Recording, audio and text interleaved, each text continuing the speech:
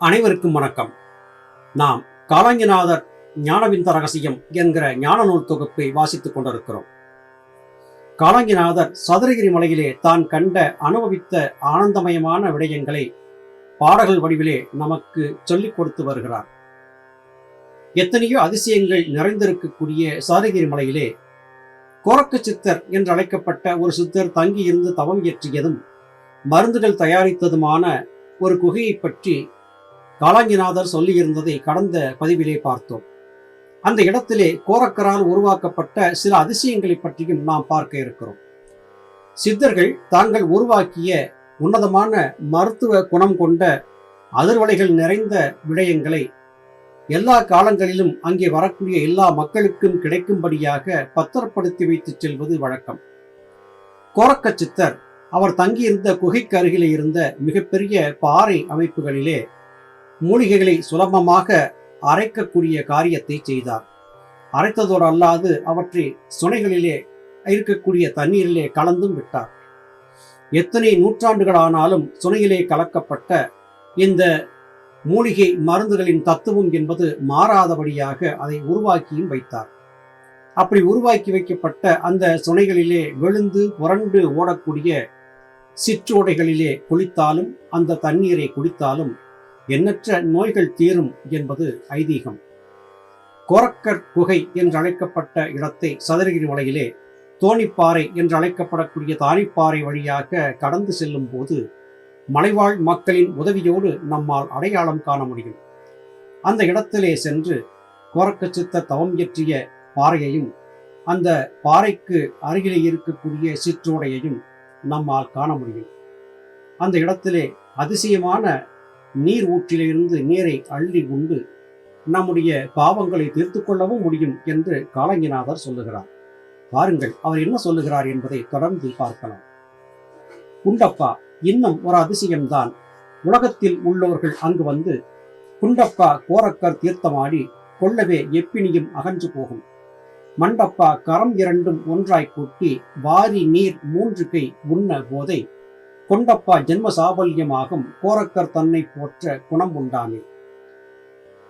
கோரக்க சித்தரை மனதார வழிபட்டு வணங்கி நாம் நல்ல மனத்தினர்களாக இருந்து வேண்டுதல் செய்து கோரக்கர் குண்டம் என்று அழைக்கப்படக்கூடிய அந்த கோரக்கர் தங்கியிருந்து தவம் இயற்றி மூலிகை மகத்துவத்தை பாறைக்கு அடியிலே ஒழித்து வைத்த தீர்த்தத்திலே குளித்து 3 கைகள் அந்த தண்ணீரை அள்ளி அருந்தும் போது எல்லா வகையான நோய்களும் தீர்ந்து போகும். அது மட்டுமல்ல, நம்முடைய கர்மவினைகளும் கூட அகன்று போகும் என்று காலாங்கிநாதர் இங்கே சொல்லுகிறார்.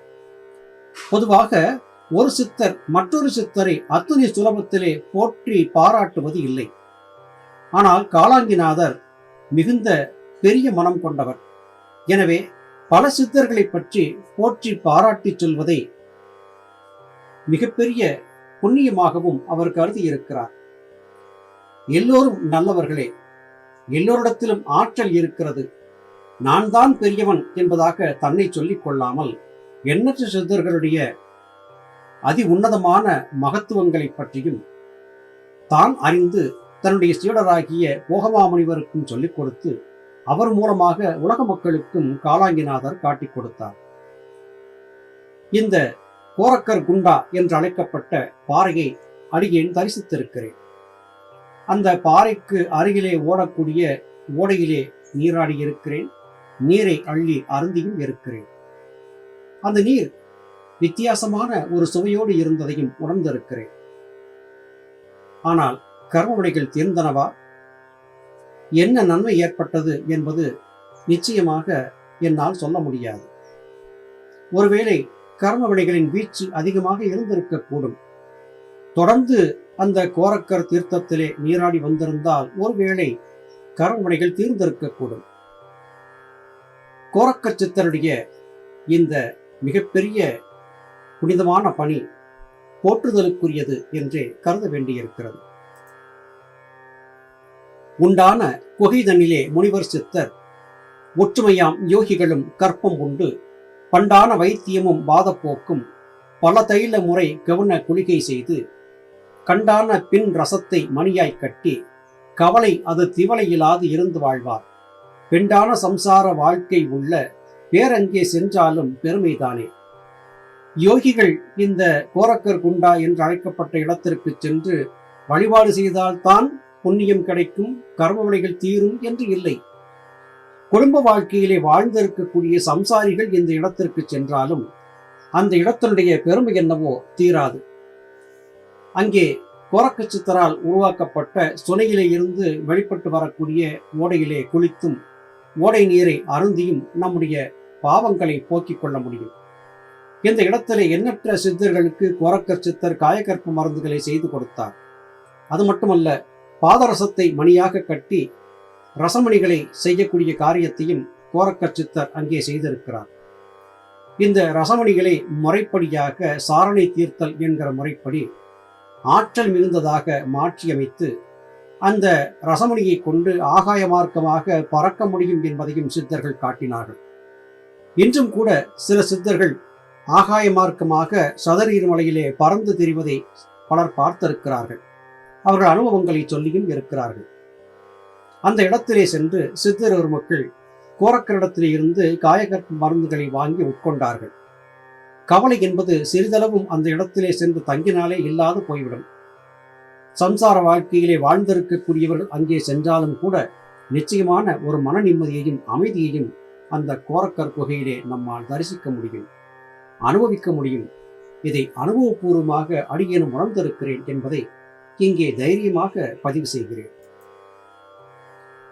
பெருமையாம் கோரக்கர் குண்டா ஓரம் பிறங்கும் ஒரு தீர்த்தம் அதில் தானம் செய்து அருமையாம் குண்டா நீர் அள்ளி உண்ண அவன் செய்த பாவம் எல்லாம் அகன்று போகும். ஒருமையாய் உளத்தில் கோரக்கர் தம்மை உன்னியே துதி செய்ய வாழ்வு உண்டாகும். வெறுமை உளார் கண்களுக்கு காணமாட்டார், வேண்டி நீ போய் பார்க்க வேணும் தானே. சாமானியர் கண்களுக்கு சித்தர்களுடைய காட்சி கிடைக்காது. அந்த இடத்திலே இருக்கக்கூடிய அதிசயங்களும் இவர்களுக்கு எந்த வகையிலும் பயன்படாது போய்விடும். இது பெருமை கொண்ட ஒரு தலம். இந்த தலத்திலே கோரக்கரால் உருவாக்கப்பட்ட சுனைக்குள்ளே விழுந்து வெளிப்பட்டு வரக்கூடிய ஒரு தீர்த்தம் இருக்கிறது. இந்த தீர்த்தம் அதிலே ஸ்நானம் செய்து குளித்து அந்த நீரை அள்ளி பருகும் போது நாம் செய்த பாவங்கள் எல்லாம் தீர்ந்து போகும் என்று உறுதியாக காலாங்கி சித்தர் சொல்லுகிறார். அது மாத்திரமல்ல, நல்லவர்களாக சீவகாரண்ய ஒழுக்கம் பேணக்கூடியவர்களாக சித்தர்களுடைய அன்பிற்கு பாத்திரமாக தங்களை பக்குவப்படுத்திக் கொண்டவர்களாக இந்த இடத்திற்கு செல்லக்கூடிய பக்தர்கள் கோரக்கரை நினைத்து அந்த இடத்திலே துதி செய்து அவரிடத்திலே தங்களுடைய நலத்திற்காகவும் சமூக நலனிற்காகவும் உலக மேன்மைக்காகவும் பிரார்த்தனை செய்து வர வேண்டியது கடமையாகிறது. இந்த கோரக்கர் குகை, கோரக்கர் குண்டா என்றழைக்கப்பட்ட இந்த இடத்திலே அமைந்திருக்கக்கூடிய சித்தர் தங்கி வாழ்ந்திருந்த இந்த குகைகளிலே மிகுந்த அதிர்வலைகள் இன்றைக்கும் இருப்பதை காண முடிகிறது. குகைக்குள்ளே அத்தனை சுலபத்திலே நம்மால் செல்ல முடியாது. மெல்லிய உடலமைப்பு கொண்ட ஒருவர் படுத்து ஊர்ந்தபடியாகவே இந்த குகைக்குள்ளே செல்ல முடியும். ஆனால் குகைக்குள்ளே செல்ல யாரும் முயல வேண்டாம். காரணம், குகைக்குள்ளே நீண்ட நெடிய காலம் யாரும் செல்லாது புழங்காது இருந்த காரணத்தால் விஷ ஜந்துக்கள் இருக்கக்கூடும், உயிருக்கு ஆபத்தை ஏற்படுத்தவும் கூடும். எனவே எச்சரிக்கை தேவை. இந்த இடங்களுக்கு சென்று அந்த இடங்களின் வாயிலே இருந்து மனதார பிரார்த்தனை செய்து வந்தாலே போதுமானது. நிச்சயம் நன்மை கிடைக்கும் என்பதை உறுதிபடச் சொல்ல முடியும். நல்லது சகோதர சகோதரிகளே, மீண்டும் மற்றும் ஒரு பதிவிலே உங்களை சந்திக்கிறேன். அதுவரையிலும் நன்றி, வணக்கம்.